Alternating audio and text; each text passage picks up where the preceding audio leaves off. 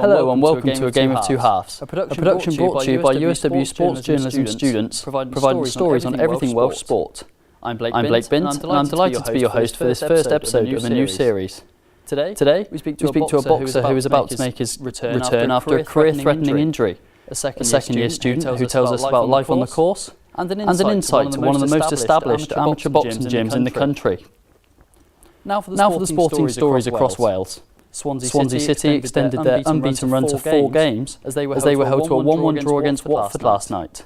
Cardiff City made it 3 wins on the spin, defeating Huddersfield 1-0. Both South Wales sides continued to gain momentum ahead of the highly anticipated South Wales derby on March 16th.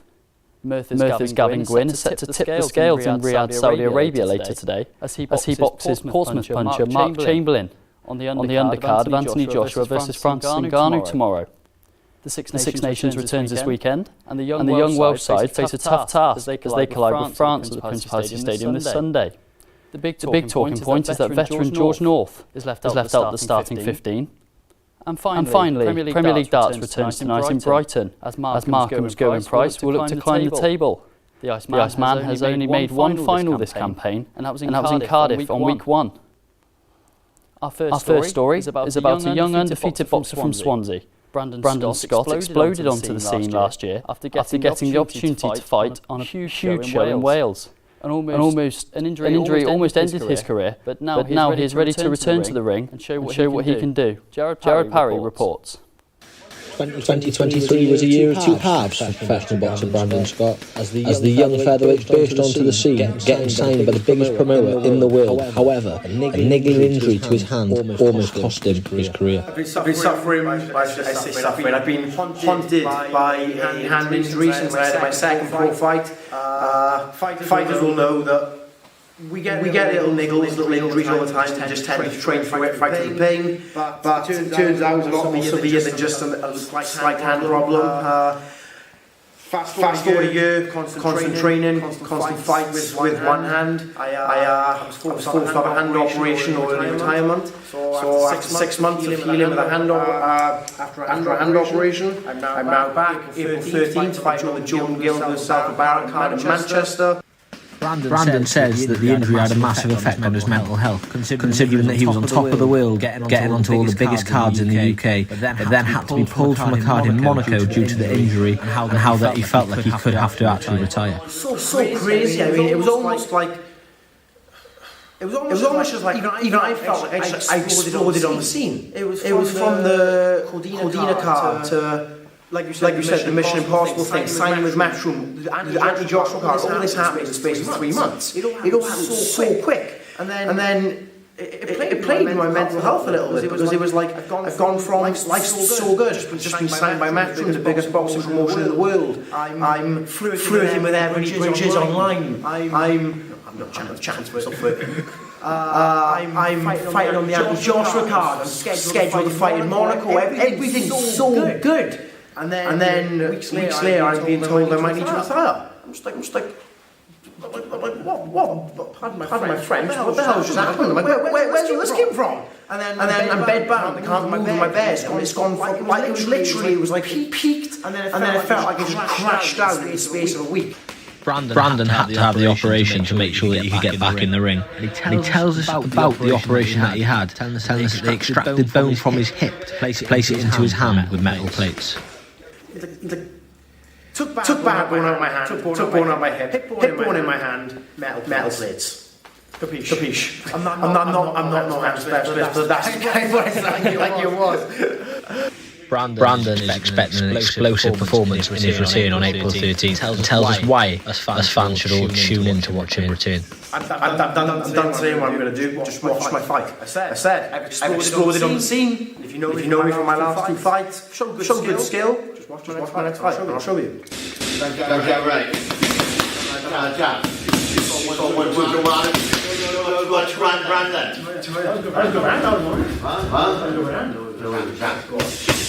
Now from professional boxing to the amateur scene, Paul Clark is a coach at the well-known Lamrumley Phoenix ABC and tells us his journey into coaching the Stars of Tomorrow after boxing for the Army for many years. Report from Jared Parry. My role as a coach is to train the boxers that come into the door to the standard where they can fight and have really good bouts and hopefully in future years go on and fulfill their dreams. If they want to go pro, they can go pro. Yes, I started boxing myself when I was 8 years old. I used to box for St Joseph's Stone in Cardiff. I boxed there from 8 up until I was 18 when I joined the army. I had a few fights, won a couple of titles. Then I left the boxing. My brother turned pro. He asked me if I wanted to turn with him. I said no. I'm going to join the army, box the people in the army, and then if I want to do it when I come out, then I do it. I said then I had my last fight when I was 32, just before I left the army.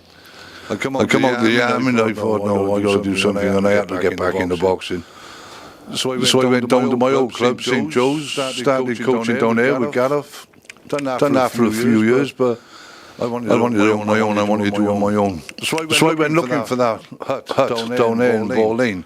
I got hold of it, but then the fella said to me, there's also somebody else looking to do exactly the same thing as you're going to do in there. Which I found out later, it was Tony. So when we were walking out after looking over the place, I said, you want a boxing club in there, do you? He said, yeah. I said, so do I. I said, how about joining together? And we'll make do the club, and that's what we've done. We've been together now, got to be about 15, 16 years. I find it very rewarding. I love it. My payment for doing it, because if you say we're volunteers, we don't get paid for it.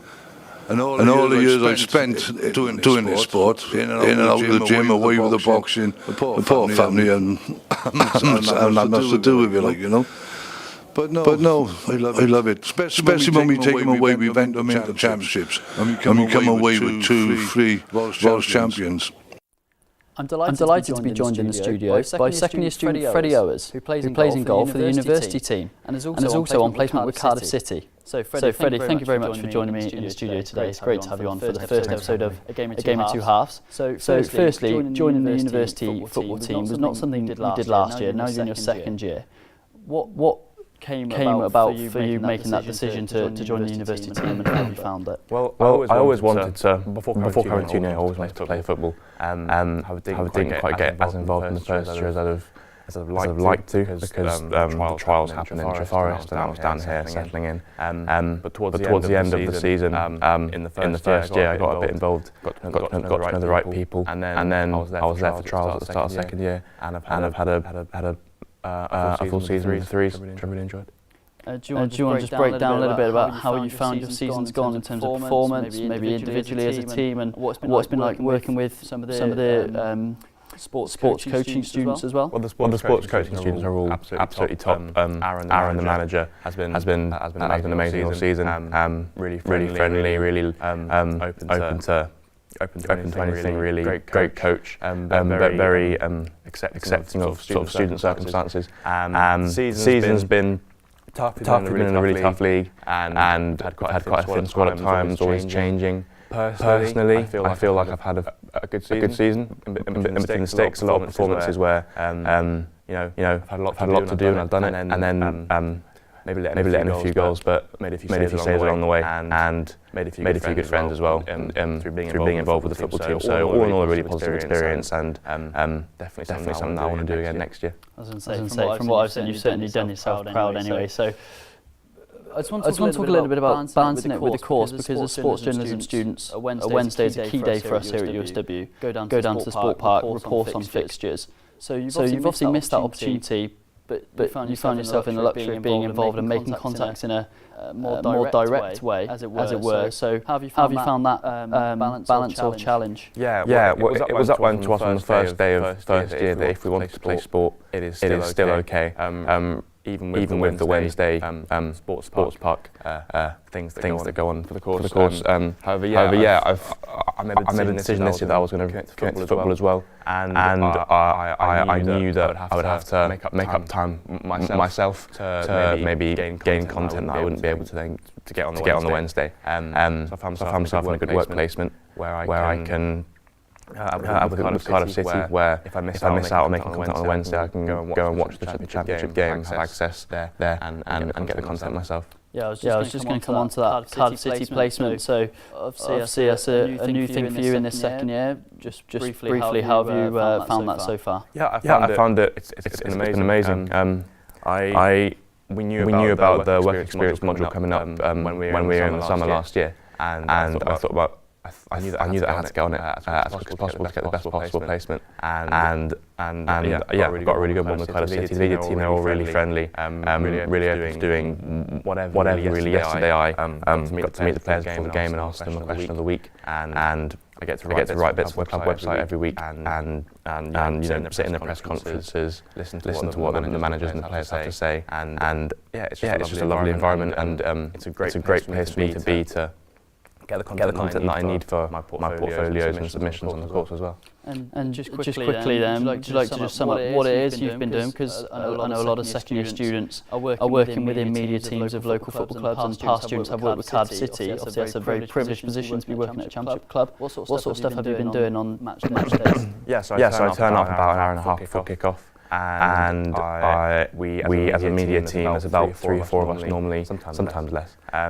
We agree who's doing what, so it could be a match report, it could be a press conference report, what the manager says. If Cardiff City win, there's a player doing a press conference as well, and we need to get a written feature piece for all of that. So we'll delegate before the game who's doing what. Yesterday I was on the match report, so I knew an hour before kickoff what my job was, and then I got started by when the lineups come in, you assess what the changes are from last week, and it's essentially a regular process match report, and everything's there for you to do. So during the game you have a little screen on your desk, and then the report has to be with the media team 10 minutes after full time, and then that goes live on the club website, and you get to show off about it. Oh, brilliant! It sounds like a great experience for you, Freddie, and it's great to have you on, being able to share your stories with us on a game of two halves. Finally, we speak to second year student Matt Priest at the state-of-the-art USW Sports Park, who tells us all about his experiences on the course and the direction he wants his career to go. Howell Fuller reports. So Matt, first question, what's it like being at USW Sports Journalism, and why did you choose the course? So I've always had a passion for sport, and I've always had a passion for writing as well. So linking the two together and trying to get a degree in sports journalism was an easy choice. Really like the fact that USW, the Atrium campus, was situated in the centre of Cardiff. Got a proud sporting history, and seeing what past graduates have done really made choosing USW an easy decision. And what sort of new skills have you learned since joining the course? Loads. We started off in our first year doing a lot of written journalism, and I really helped myself learn how to write match reports, opinion pieces, and then the second year really expanded my skills on that, and learning how to do motion graphics, broadcast journalism, videography, just loads really. And on the flip side of that, what have you found most challenging over the last 2 years? So over the last two years, what I probably found most challenging is learning about sports I didn't know too much about before, such as hockey and lacrosse, and then writing match reports for them. Of course, it's been really helpful in helping me hone down these skills. And moving to a different city, sort of like Cardiff, it can be quite daunting for a new uni student. How have you coped with that? Yeah, of course it's daunting. It's a new city, and for me it's a new country as well, moving over from England. But it's a really good city. There's a lot going on, and the uni's really helped me settle in quite well. And what sports, coming up the sports park, what sport has really shocked you that you've been interested in? So yeah, every Wednesday we come to the sport park here in Forest, and I found I really enjoy watching netball. So it's really high-paced, high-intensity, and it's just good fun to watch, to be honest. And after next year, obviously you finish the course. What are you looking to go on and do afterwards? After I finish the course, I want to get into broadcast journalism, which was my aim from before I started the course as well. There's a time where I thought I might want to do written journalist, be a written journalist as well. Now broadcast journalism is where I want to go down. That's all we've got time for in this episode. Here's a taster for what you will have next time. Would be massive for our club, and for the community and for the rest of the local clubs in the area to have another facility they can use. We've had a fantastic year. So women's football, winning the Bucks Premier League is outstanding. Super pleased for them, for Kath, the coach, who's been involved for a number of years now. You go up to the sport park once a week is a pretty invaluable experience.